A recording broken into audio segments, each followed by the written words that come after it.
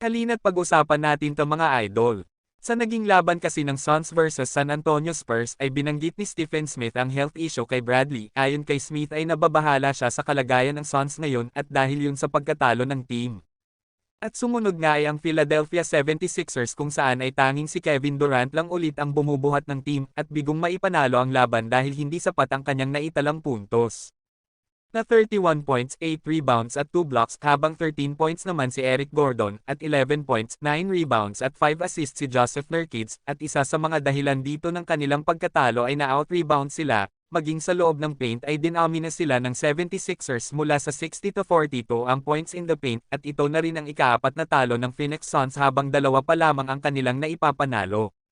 Noong una kasing magkatapat ang Suns vs Spurs ay wala pa si Booker noon at sa naging second matchup nga nila ay naunahan pa ang Suns sa first quarter, kung saan ay 13-0 agad para sa team ng Spurs. Sa first half ay nagtala agad si Wemby ng 20 points at 5 rebounds, at 17 points naman si Devin Vassell.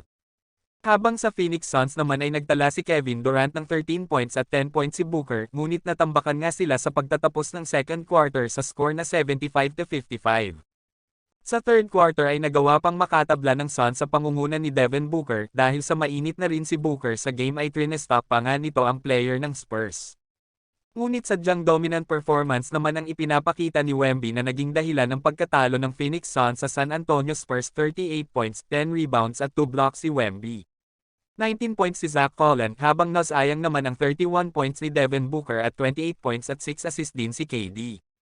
Si Bradley Beal kasi mula noong matrade siya papuntang Phoenix Suns ay isang beses pa lang nakakapaglaro sa team at yun ay noong preseason kung saan ayon sa lumabas na report ay nagkaroon ng injury si Bradley Beal.